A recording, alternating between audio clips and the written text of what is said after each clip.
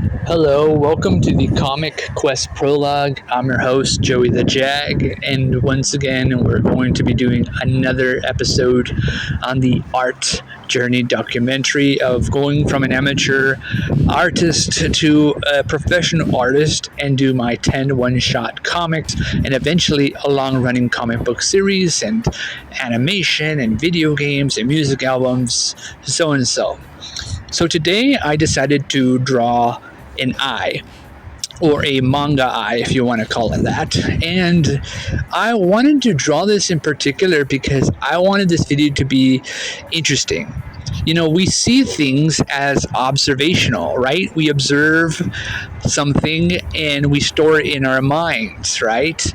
And we lock it up, we keep it in our brains, and then we attempt to draw it or imitate it later on when we're drawing something or painting something, but it never gets drawn. Like whatever's in our mind isn't being put down on paper. Like what we think isn't necessarily what we end up drawing, but what we see is usually always what we end up drawing.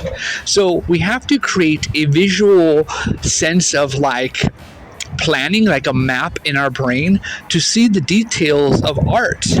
And those are the things I struggle with, finding the right touches, the right things, and seeing the world around us, right? You know, if you can't see, for example, your senses are going to have to learn to adjust to not being able to see, right? You're going to have to learn to smell better or hear things better, right? Or touch things better or feel things better.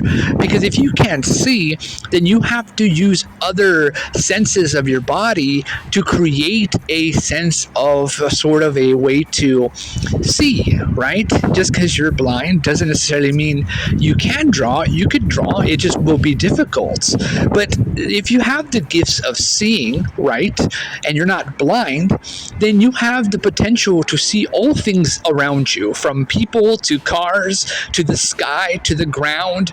You can't just stay in your little bubble where you're working or school. You have to go out, go to the beach, you know, go to a rainforest if you can, go to a national park, go to theme parks, travel, go out and explore the world, see the people, how they walk, how they talk.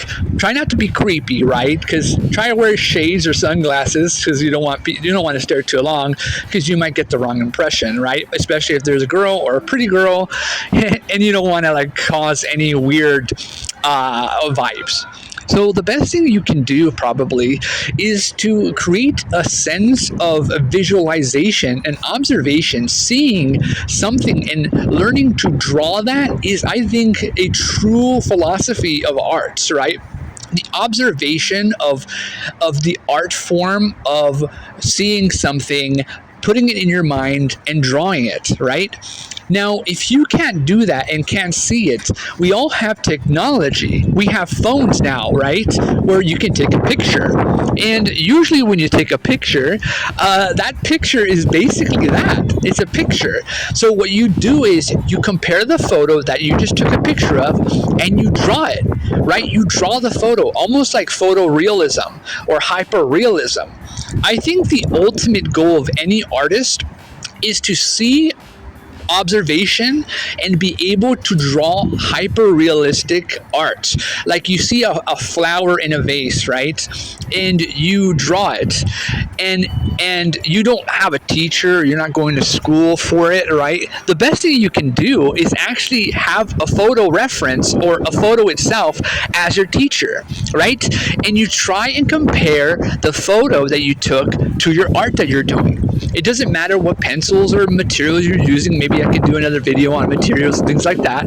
But what matters is your observation skills, being able to absorb all the things you see and create little small details that are based on what you see. From, plants, for example, there's more than just it's a plant.